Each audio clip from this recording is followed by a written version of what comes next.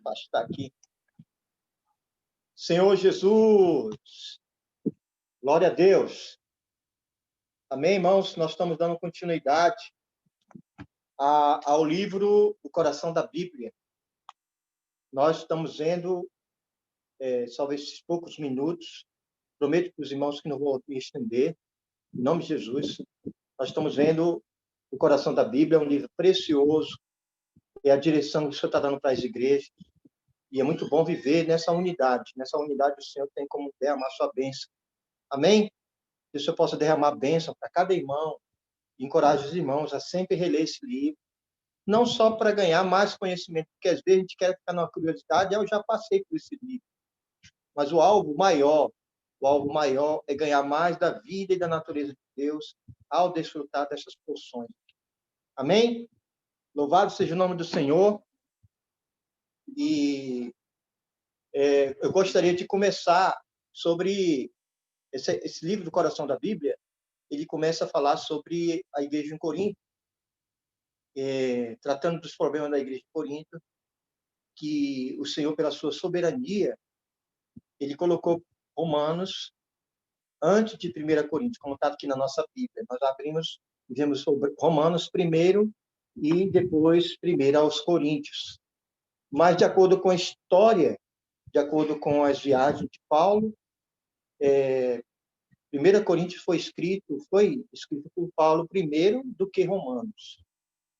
Mas o Espírito, por causa, ele é precioso, é ele que está por trás da edificação da igreja. Ele inspirou o escritor a colocar Romanos na sequência da Bíblia, primeiro Romanos e depois Coríntios. Mas, falando de Corinto, tem um versículo maravilhoso, né, que fala sobre essa salvação maravilhosa. Né? Já começa e fala sobre a justificação de Deus. Vamos lá para abrir em Coríntios, rapidinho. Em Coríntios, esse versículo aqui eu amo, esse versículo até tem até um hino nesse hino, né? Para ajudar os irmãos a desfrutar mais. Tem até um hino nesse versículo, 1 Coríntios, capítulo 1, versículo 30. Os irmãos que conhecem, não precisa levantar a mão, eu levanto porque eu conheço. Não é? E que ele fala no versículo 30, mas vós sois dele em Cristo Jesus, amém? O qual se nos tornou da parte de Deus sabedoria, justiça, santificação e redenção. Louvado seja o nome do Senhor. Tem até o hino que fala, mas vós sois dele em Cristo Jesus, o qual se nos tornou da parte de Deus sabedoria, justiça, santificação e redenção. Sabia que Cristo é tudo isso para nós. Deus preparou Cristo como nossa verdadeira sabedoria. Essa sabedoria inclui a nossa justiça, a nossa santificação e a nossa redenção. Nós temos tudo, porque Deus preparou esse Cristo maravilhoso para nós. É Ele que realmente nos santifica. Por isso, primeiro ponto dessa salvação que está em Cristo é que nós ganhamos a justificação.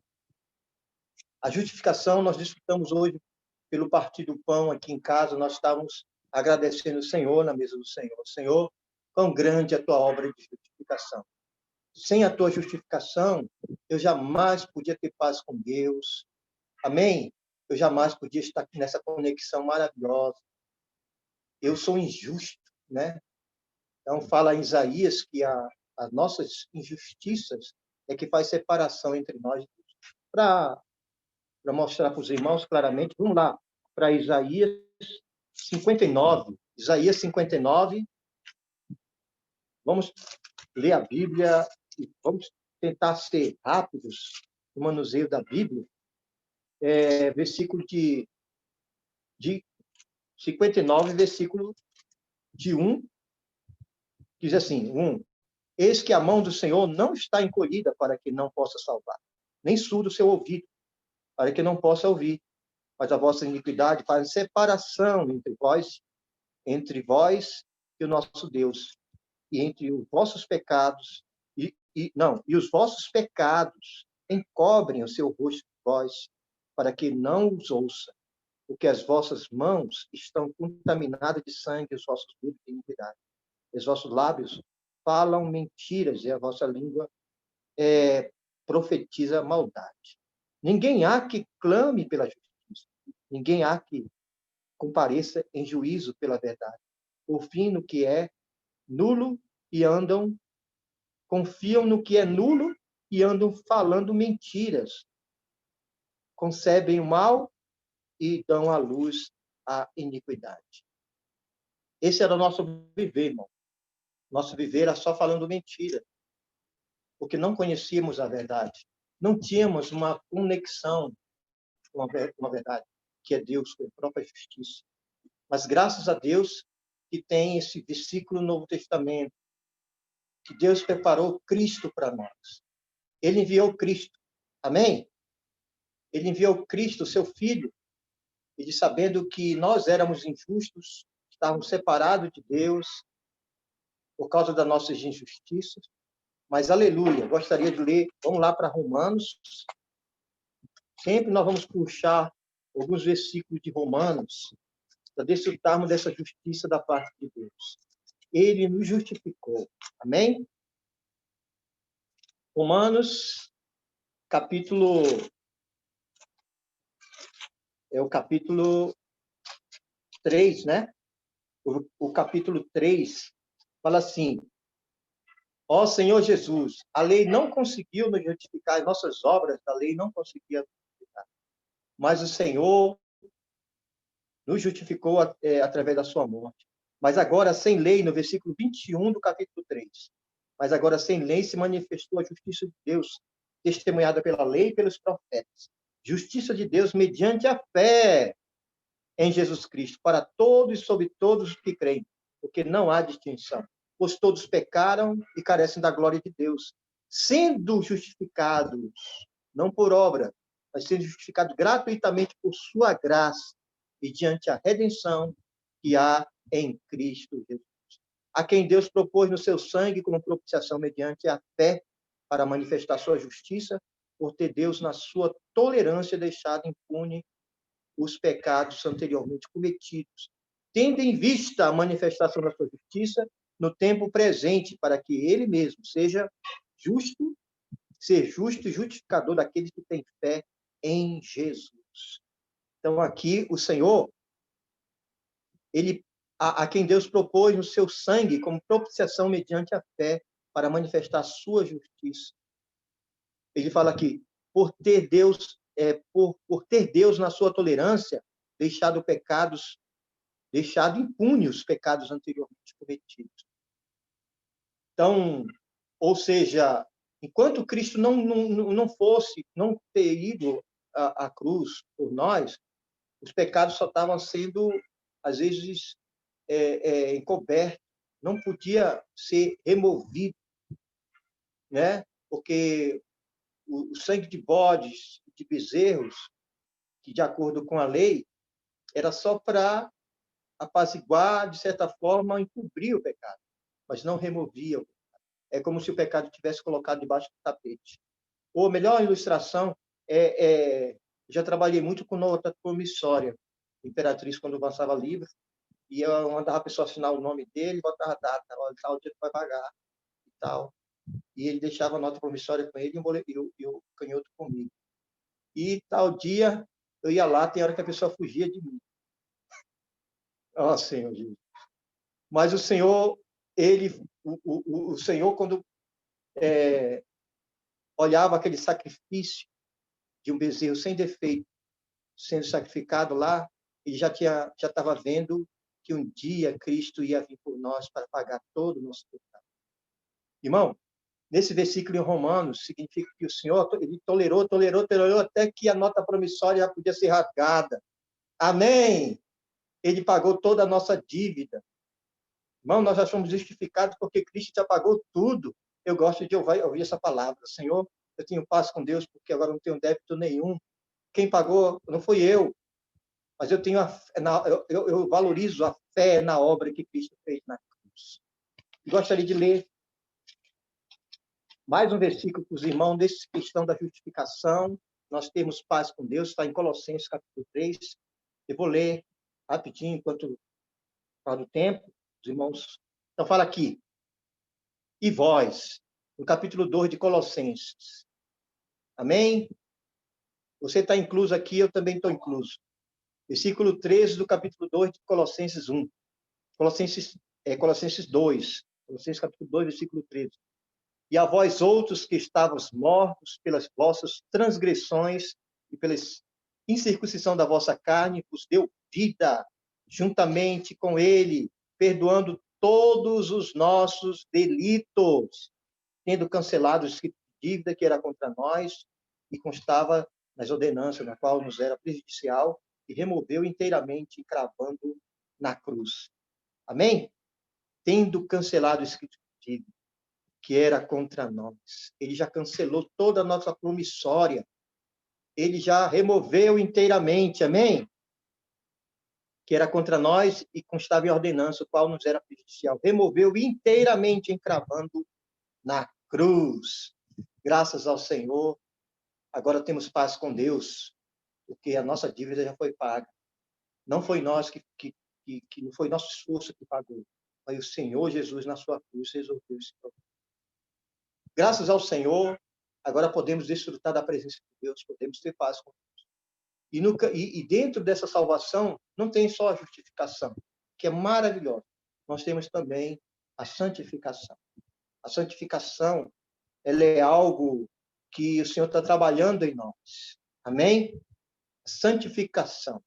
Isso eu gostaria de ler com os irmãos sobre a santificação. Está em Pedro, né? 1 Pedro, capítulo 1, versículo 23.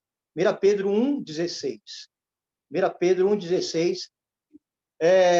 Eu quero fazer um pouco diferente aqui agora. Eu queria que os irmãos lessem o versículo comigo também. Eu vou mencionar para os irmãos aqui, já vou começar a puxar a responsabilidade. Roberto vai ler 1 Pedro, capítulo 1, versículo 16 para nós aqui. Amém, Pedro? Pode ler, Roberto. Porque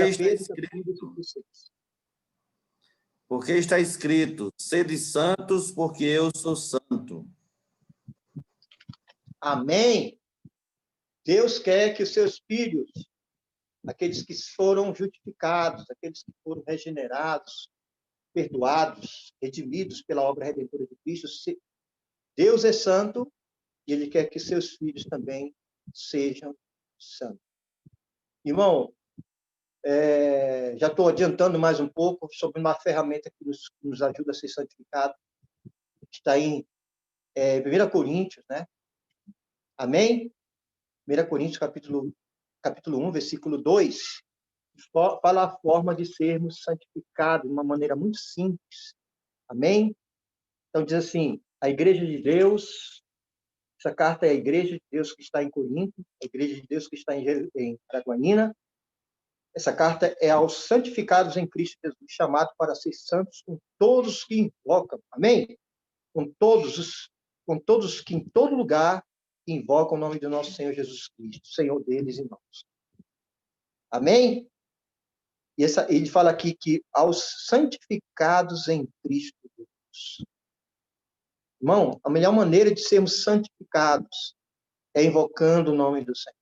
Creia, irmão, quanto mais você invoca, você está nesse processo de santificação. É um processo lento, mas eficaz. Esse nome é santo, esse nome é vivo, esse nome é maravilhoso, é distinto.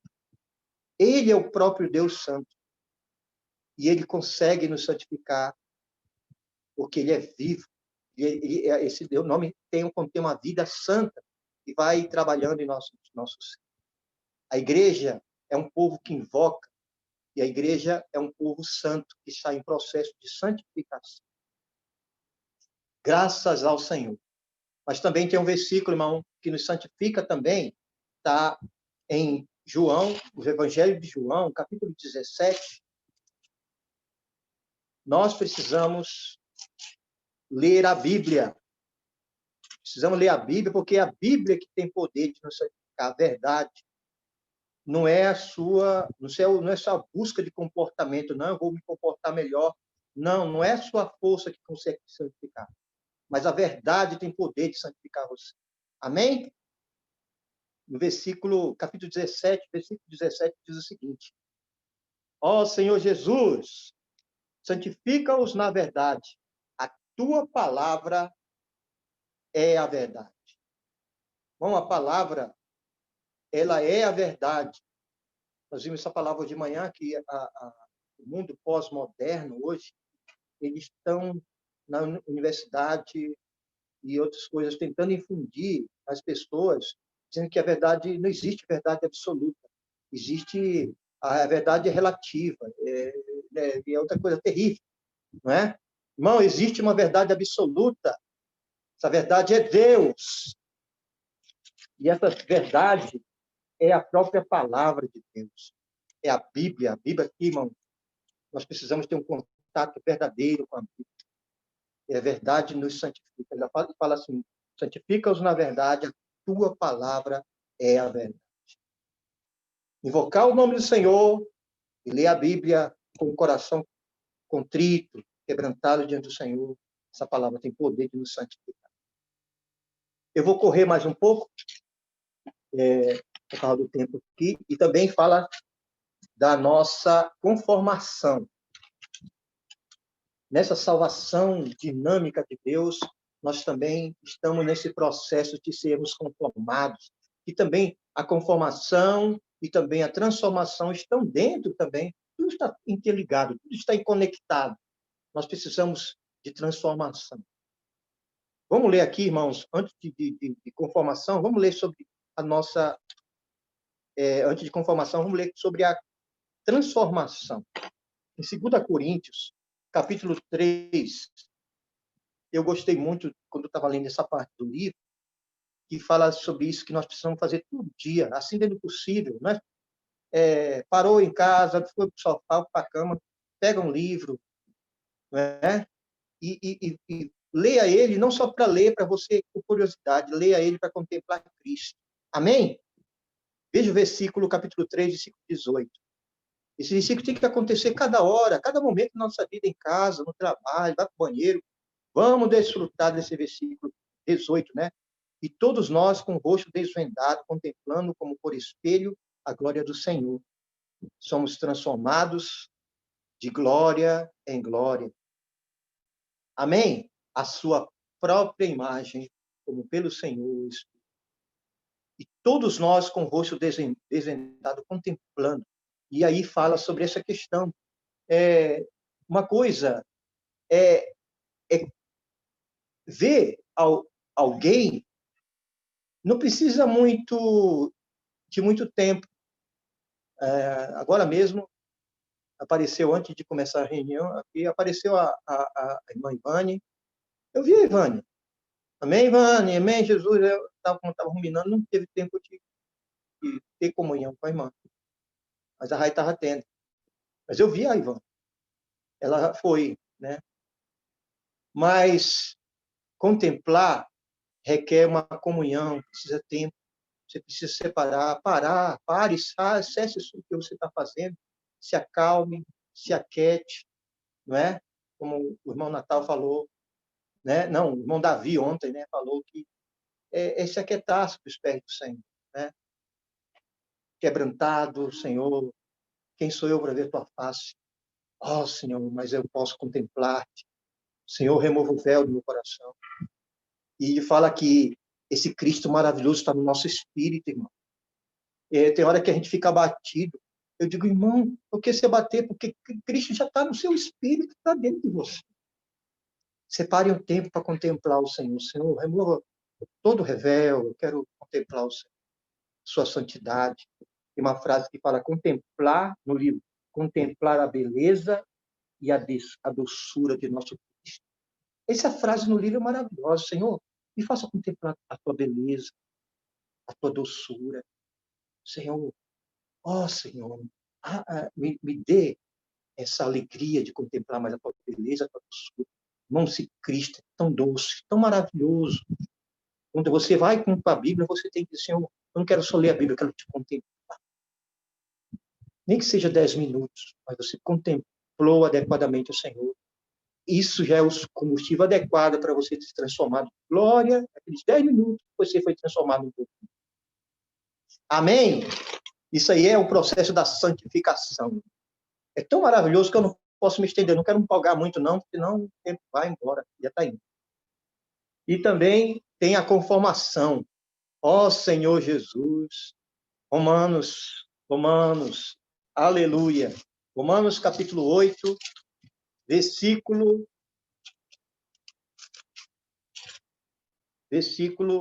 29, fala o seguinte: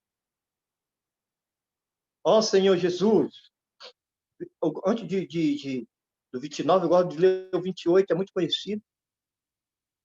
E para ler o 20, para entender o propósito do 29, tem que ler o 28. Sabendo que todas as coisas cooperam para o bem daqueles que amam a Deus, daqueles que são chamados segundo o seu propósito. O que é o propósito de Deus? O propósito de Deus é por quanto aos que de antemão conheceu, também os predestinou para serem conforme a imagem do seu Filho, a fim de que ele seja o primogênito dos irmãos. O propósito de Deus é que nós sejamos conformados a esse protótipo. O Filho é que agradou o Pai. Este é o meu Filho em quem tenho todo o meu prazer. Ele é o Filho amado, ele é o primogênito que amadureceu, né? Que ele cresceu, foi aprovado, aprendeu obediência pelas coisas que sofreu. Ele é o autor da nossa salvação. E ele é o primeiro filho maduro que já está à direita, à destra de Deus. Só quem está à destra de Deus, irmão, tem que estar maduro. Nós estamos nesse processo. Amém? E Deus já estabeleceu a forma. A forma é Cristo. Nós precisamos estar em Cristo. Amém? Esse é o processo da santa transformação também. Nós estamos em Cristo, nessa forma, e nós estamos sendo conformados à imagem do Filho primogênito. Irmão, não saia dessa forma. Na vida da igreja existe uma forma maravilhosa. Essa forma é Cristo. Ele quer nos conformar no sentido da nossa vontade, se conformar à vontade de seu Filho. O Filho sempre não buscou sua própria vontade, mas buscou a vontade do Pai. Não é? Ele não falava suas próprias palavras, ele falava a palavra do Pai. Não é? Ele não buscava a sua própria glória, ele buscava a glória do Pai. Irmão, esse deve ser o nosso coração. Amém? Esse é ser conformado à imagem do Filho primogênito. Isso é um processo metabólico também, um processo que você precisa gastar tempo, desfrutar desse Cristo maravilhoso na vida da igreja. Amém? Ó Senhor Jesus. E finalmente tem o processo da glorificação. A glorificação, ela tem o aspecto interior e tem o aspecto exterior. O aspecto interior da glorificação é essa com transformação. Está tudo interligado. Mas tem uma coisa interessante, que é algo que não saiu jamais do coração de Pedro. Né? Ele fala isso nas suas epístolas. Louvado seja o nome do Senhor. Mas está em Mateus, capítulo 17. Eu vou ler aqui rapidinho. Mateus 17 fala dessa glorificação interior. Irmão, creia, essa glória já está no seu interior. Amém? Essa glória é o próprio Cristo.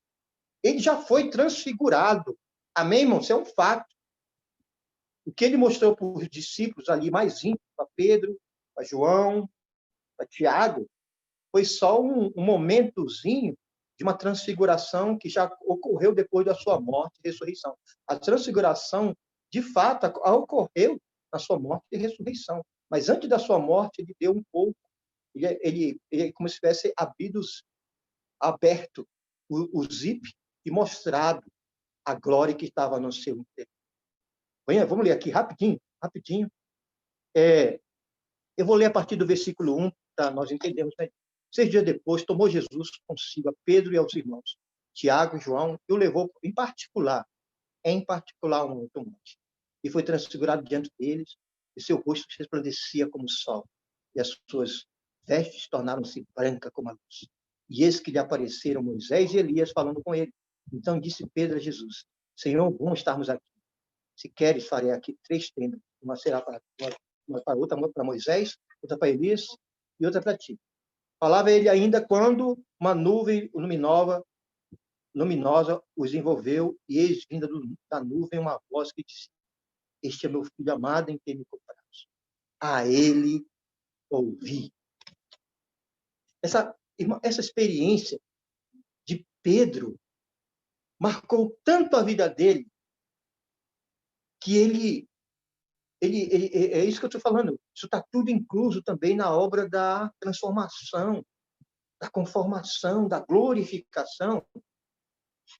Essa glorificação, irmão, é uma luz que está no nosso espírito. Mas se você tiver um contato, em particular, verdadeiro com Deus, pedir que o Senhor removeu o véu, você vai ter também, irmão, a contemplação dessa beleza na sua experiência individual. Saiba, essa experiência, às vezes, não é tão... Ela é pública também, mas é mais em particular. Por isso que nós precisamos valorizar a palavra profética. Vamos lá, 2 Coríntios, capítulo 1. 2 Coríntios não, irmão. 2 Pedro. Desculpe, me perdoe. 2 Pedro, capítulo 1, versículo 16. Se eu não me engano, é o 16 mesmo. Amém? Essa palavra que Pedro falava era uma palavra de contemplar a glória. Assim como o pai falava para o seu filho, quem tinha todo o prazer a ele, e também quando você está contemplando, você vai ouvir o Filho glorioso falando com você. Na luz, vimos a luz. Né? Versículo 16, porque não vos demos, 2 Pedro, viu, irmão? Porque não vos demos a conhecer o poder e a vinda de nosso Senhor Jesus, Cristo, segundo fábulas engenhosamente inventadas, mas nós mesmos fomos testemunhas oculares da sua majestade, da sua majestade gloriosa. Pois ele recebeu da parte do Pai honra e glória, quando pela glória excelsa lhe foi enviada a seguinte voz: Este é meu filho amado, em quem me compraste. Ora, esta voz vinda do céu, nós a ouvimos quando estávamos com ele no Monte Santo. Temos, assim, tanto mais, confirmada a palavra profética. Fazei bem atendê-la, como uma candeia que brilha em lugar tenebroso, até que o dia clareie e a estrela da alva nasça em vosso coração. Ó Senhor Jesus, o Senhor está nos encorajando que essa estrela da manhã, que é esse Cristo glorioso, que é Cristo em nós, a esperança da glória, ele quer nascer no nosso coração. Por isso precisamos, veja que ele quer nascer no nosso coração. É uma experiência que você tem que se voltar de todo o coração à palavra profética. Se você se voltar de todo o coração, Cristo vai nascer no seu coração.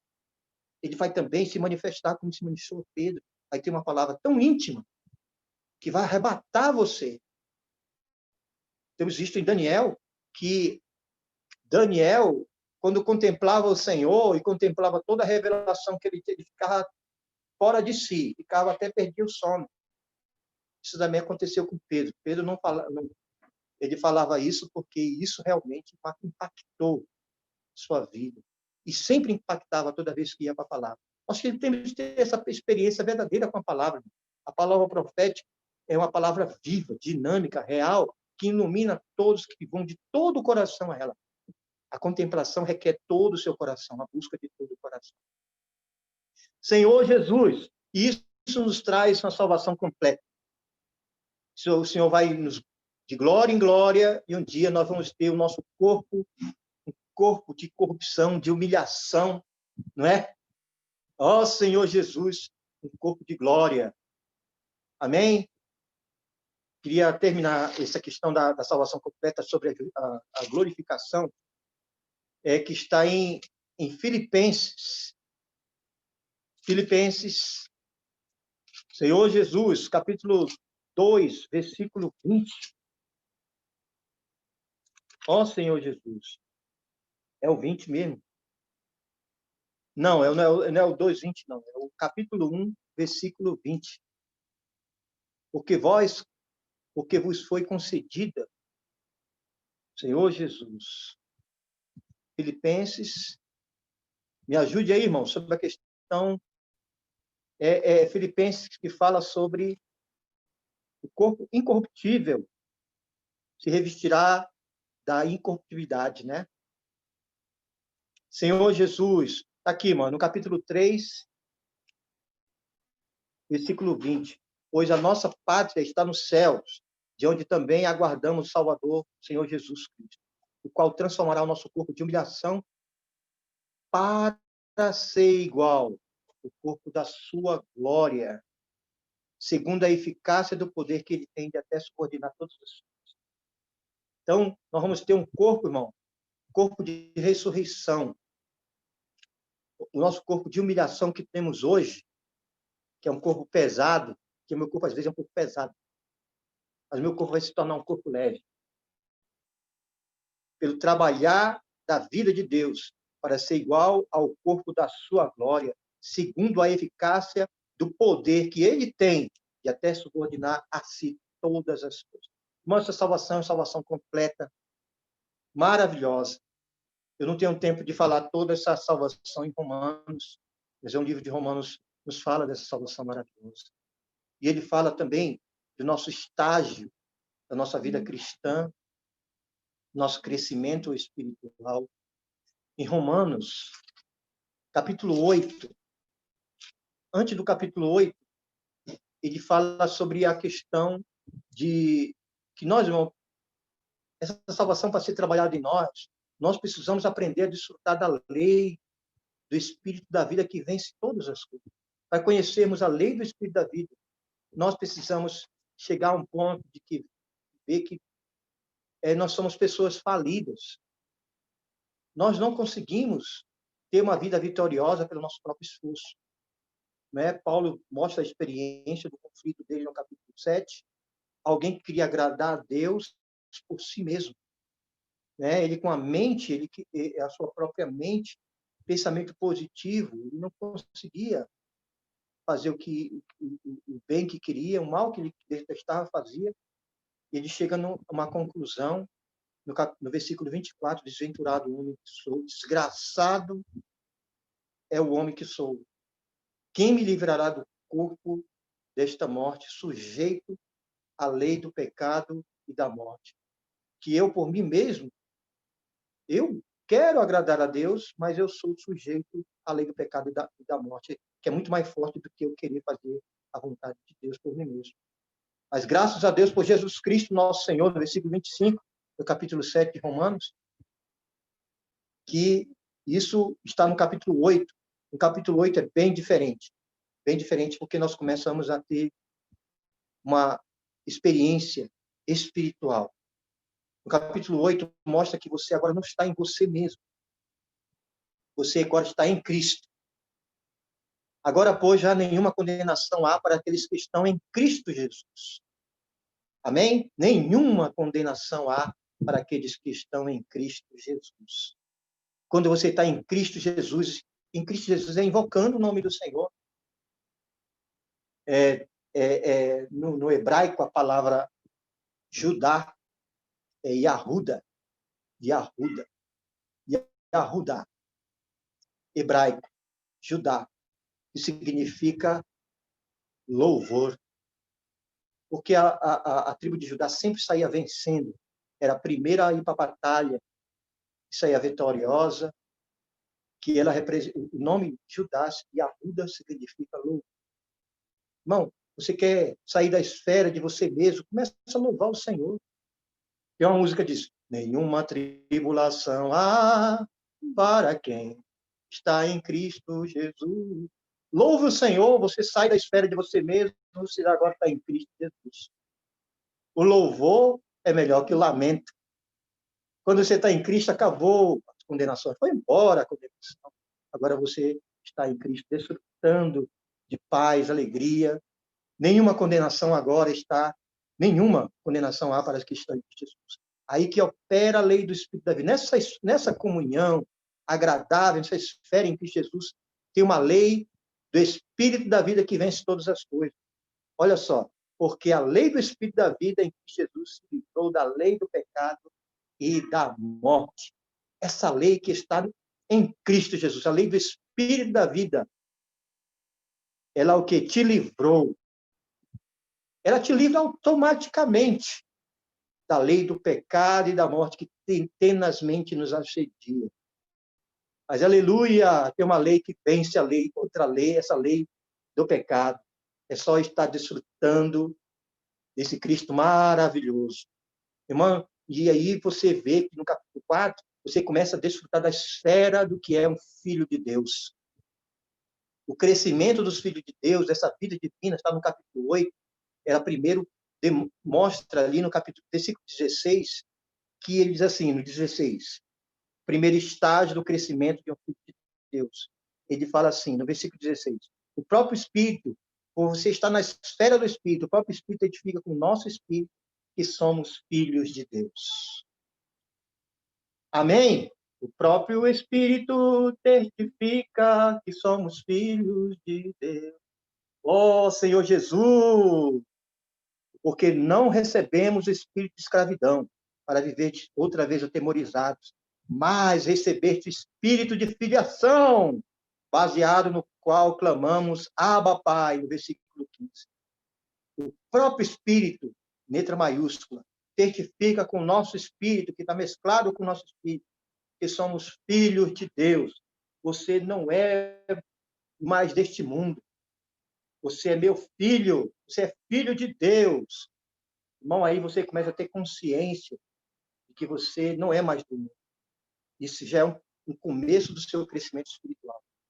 E agora, quando você avança um pouco mais, está no versículo 14, pois todos que são guiados pelo Espírito de Deus são filhos de Deus. Isso aqui está muito paralelo a Gálatas. Ó Senhor Jesus, em Gálatas tem algo tremendo também desse segundo estágio, né? Em Gálatas, capítulo 4, ele fala assim, ó, parece que está tudo interligado, capítulo 8 de Romanos com Gálatas, que fala sobre a vida normal da igreja. Digo, pois, que durante o tempo em que o herdeiro é menor, em nada difere de escravo, porque este é senhor, posto que ele é senhor de tudo. O herdeiro menor, ele é senhor de tudo, mas ele na sua esfera de crescimento, ele ainda tem, ele não passa de escravo, ainda ele sofre muito ataque do mundo, ele é muito influenciado por este mundo. Então, por isso precisamos buscar crescimento de vida. Mas está sob tutores e curadores até o tempo determinado pelo Pai. Temos os curadores, os tutores, amém?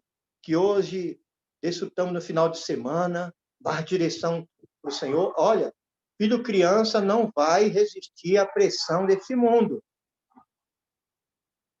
Repita para você mesmo, filho criança não vai conseguir resistir à pressão desse mundo, nesses tempos finais. Precisamos crescer em vida. No versículo 5, né?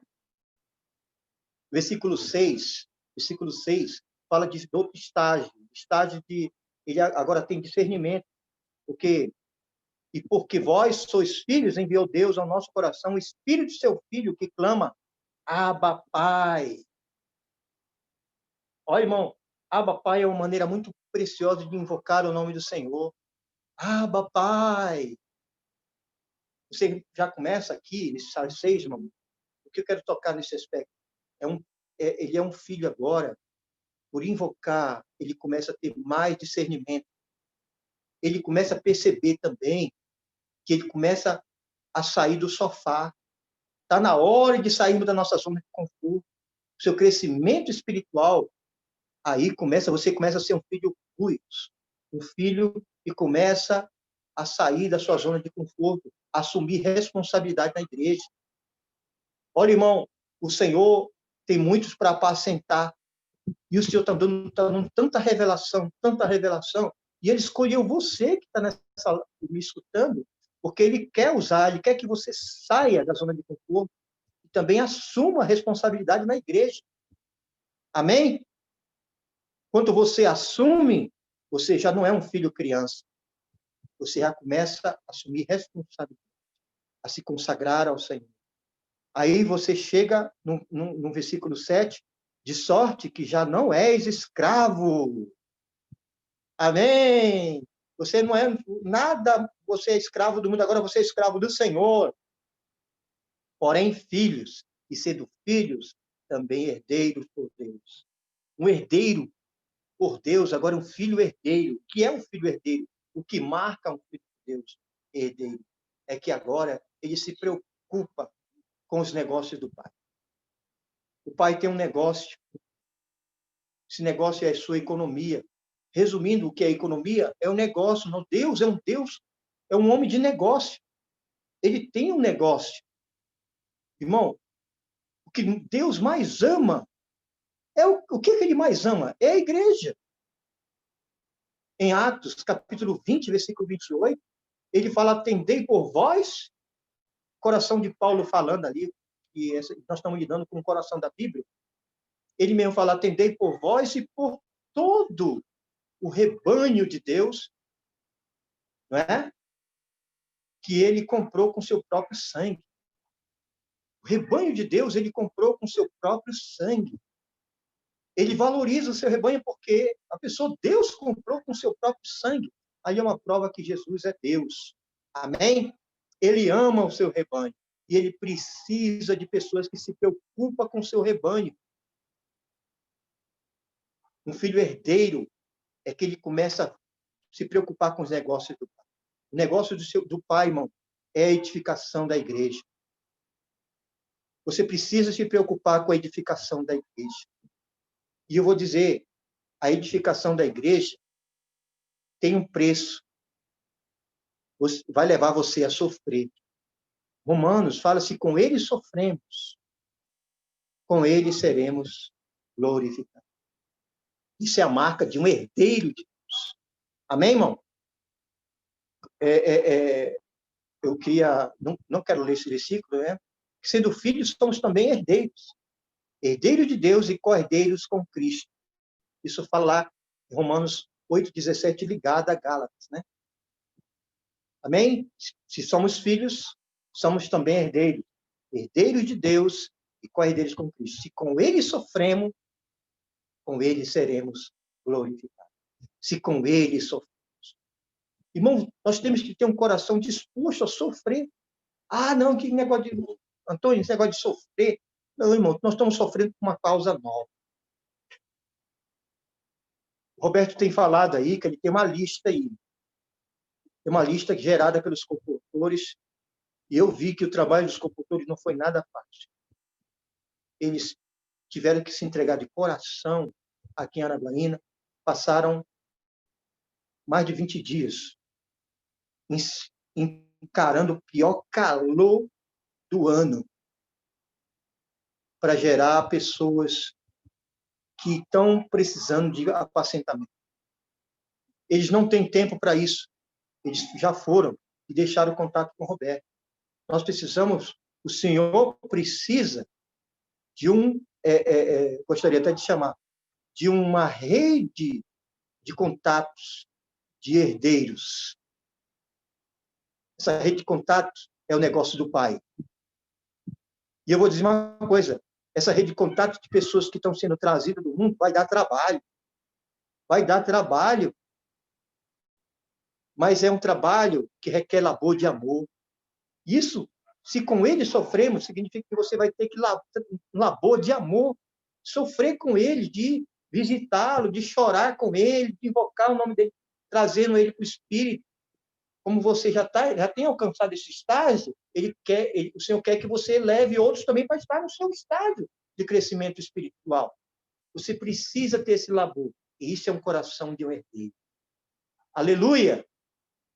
Agora, terminando o estágio de Romanos, ó Senhor Jesus, mas eu já estou terminando, porque eu vou só dar uma introdução em 1 Coríntios, mas antes de entrar em Coríntios, tem Romanos 12. Romanos 12, de uma maneira prática. Amém? Jesus é o Senhor? Romanos, capítulo 12. Senhor Jesus. Irmãos, só um momento, eu estou procurando Romanos 12. Achei. Romanos 12 fala... Eu gostaria que o Gustavo... Eu não estou vendo na tela aqui. Se ele não tiver, vai aparecer agora. Ou se não for o Gustavo, não vai ser outro irmão. Gustavo, capítulo 12, versículo 1. 1 Coríntios. Romanos, capítulo 12, versículo 1.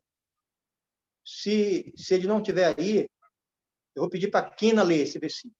Romanos 12, versículo 1.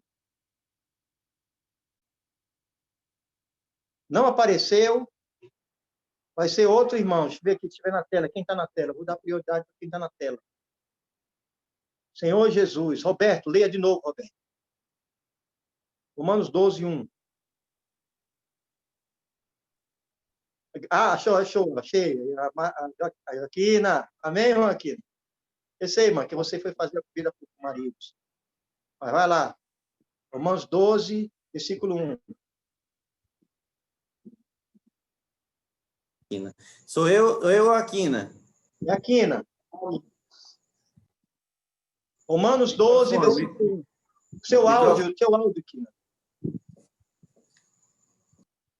Aí, vou ler. Rogo-vos, pois, irmãos, pelas misericórdias de Deus, que apresenteis o vosso corpo por sacrifício vivo, santo e agradável a Deus, que é o vosso culto racional. É só o 1? O 2. E não vos conformeis com este século, mas transformai-vos pela renovação da vossa mente, para que experimenteis qual seja a boa, agradável e perfeita vontade de Deus. Amém? Estamos aqui por causa da vontade de Deus, irmão. Estamos aqui por causa do nosso próprio desfrute. Estamos aqui, irmão, só porque eu estou... que revelação, que maravilha de revelação. O capítulo 14, 15, 16, 17. Que maravilha! E tal, irmão. Tem outros que estão ali comendo pasto seco e já estão querendo entrar na vida deles e querem entrar no mesmo desfrute seu. Paulo mesmo, no capítulo 8, ele levou cada um para o terceiro céu. Amém? Se com ele sofremos, seremos com ele glorificados. Mas agora ele desceu. E ele quer que você se apresente por causa da vontade de Deus. Precisa ser feita aqui na terra. Para incluir essa vontade de Deus, cada um de nós precisamos assumir responsabilidade. Cada um precisa exercer a sua função. Sair do seu sofá e começar a executar a vontade de Deus na terra. Amém, irmão? E para isso, olha, interessante, no versículo 11, fala assim, no zelo não sejais remissos, mas sejais fervorosos de espírito, servindo ao Senhor. Quem serve o Senhor, irmão, não é aquele que está com o espírito morno, mas quando você está com o espírito exercitado, aí você, de fato, consegue servir o Senhor. Não é se apresentar apenas, aqui fala, apresentar o corpo, a alma para ser renovada, para experimentar a vontade de Deus, e o espírito queimando. Mas ele não falou primeiro o espírito, aqui ele está falando primeiro se apresentar o corpo. O Senhor quer usar todos. Muitos são chamados. Fala isso no capítulo 9, sobre a questão da escolha de Deus. Poucos são os escolhidos, lá em Mateus, capítulo 22. Poucos são escolhidos, porque os escolhidos são aqueles que se apresentam. Quem vai fazer a vontade de Deus, a perfeita e agradável vontade de Deus, são aqueles que se apresentam. Eu fico triste porque poucos irmãos, por causa da live, só quando for reunião física.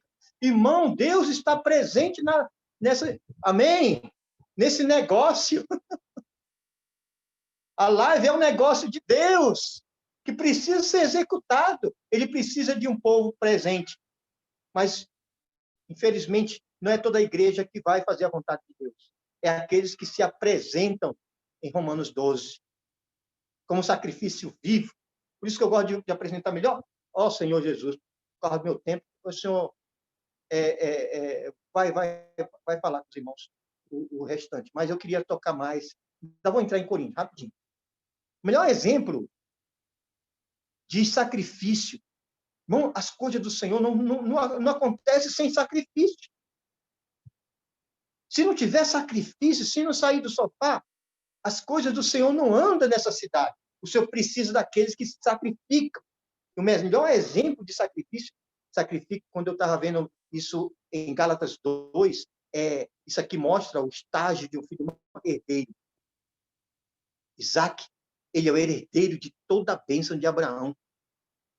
Mas por que ele foi digno de receber toda a herança de Abraão? Porque ele é um exemplo de sacrifício.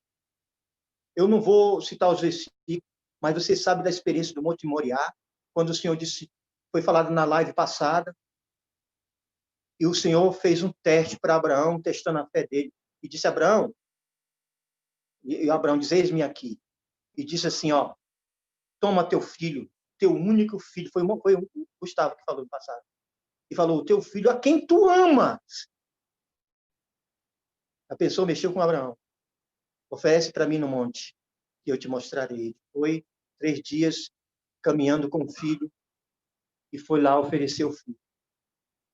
Mas o que eu quero tocar no aspecto do filho, Isaac, representando o sacrifício, isso é questão de assumir responsabilidade.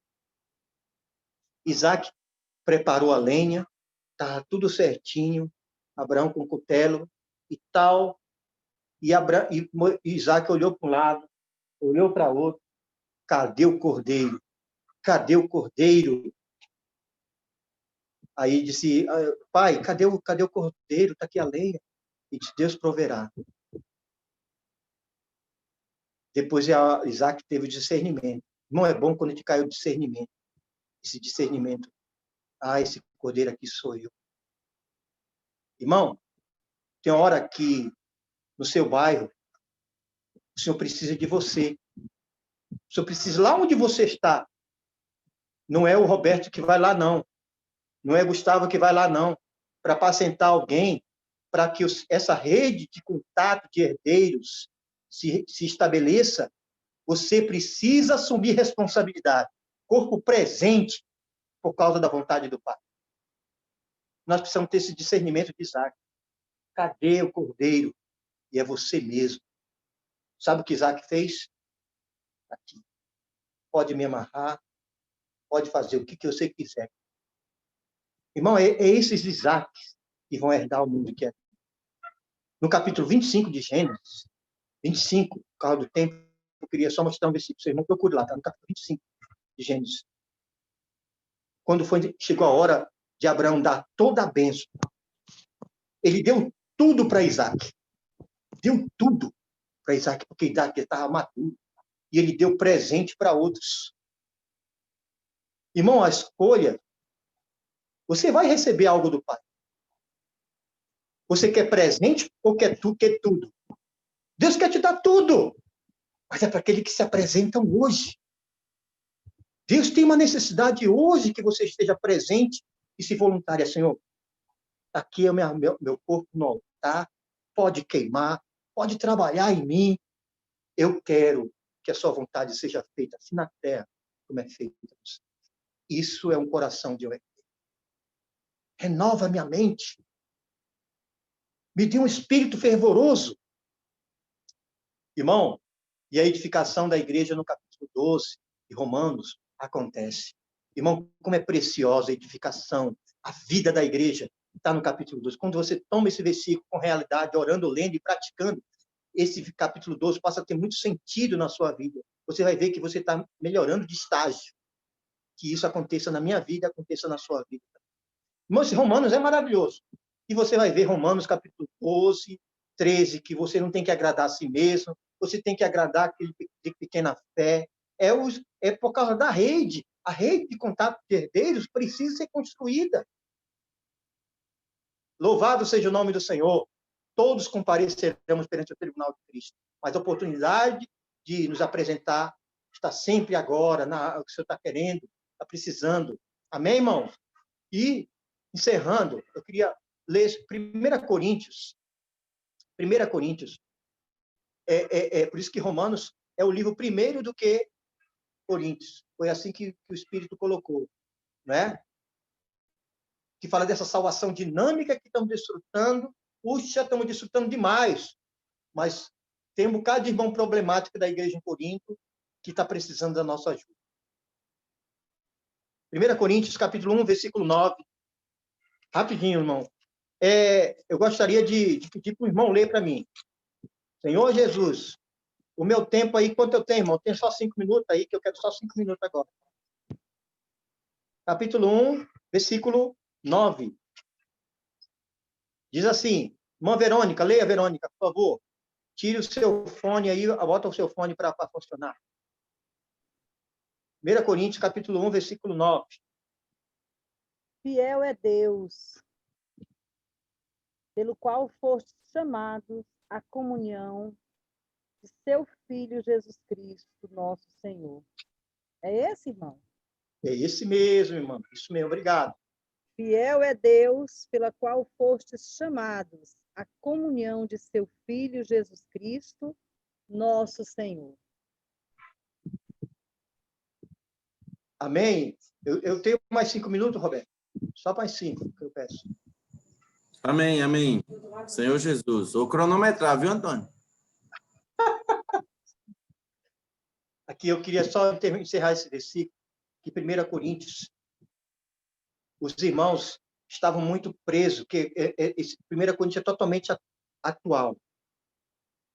Eles, como uma igreja composta de muitos irmãos gentios, cheio de ídolos, né? E tudo mais, cheio de filosofia, atrás de eloquência, muitas vezes gera preferência pelos irmãos, porque tem um irmão que sabe falar melhor, o português dele é melhor, e assim por diante. E isso, capítulo 3 de 1 Coríntios, fala que isso é um estágio ainda de filhos crianças. Eu me refiro a que eu sou de Paulo, de Apolo, isso demonstra a sua condição que você é um filho criança. Irmão, embora no capítulo 1, versículo 4 em diante, fala que a igreja coríntia era repleta de conhecimento da palavra. Só que era conhecimento na letra. Só questão de curiosidade. A palavra ainda não tinha se tornado a sua realidade, que em muitos casos nossos, essa palavra ainda não se tornou nossa realidade. Ela precisa se tornar nossa realidade. Irmão, e o Senhor está nos chamando para a comunhão do seu Filho. A solução para todos os problemas, como existia na igreja de Corinto, existe também, às vezes, em nós, questão de preferência, divisão, colocar os irmãos no tribunal humanos, e problema no casamento, problema de pecados terríveis. Tudo isso, irmão, não é conhecimento apenas na mente que nos salva. Nós precisamos nos apropriar dessa salvação dinâmica de Romanos. E essa transformação dinâmica nós atender o chamamento de Deus, a comunhão do seu Filho. Essa palavra de comunhão é desfrute. Vamos desfrutar esse Cristo que foi dado a nós. E também Cristo e o Cristo crucificado.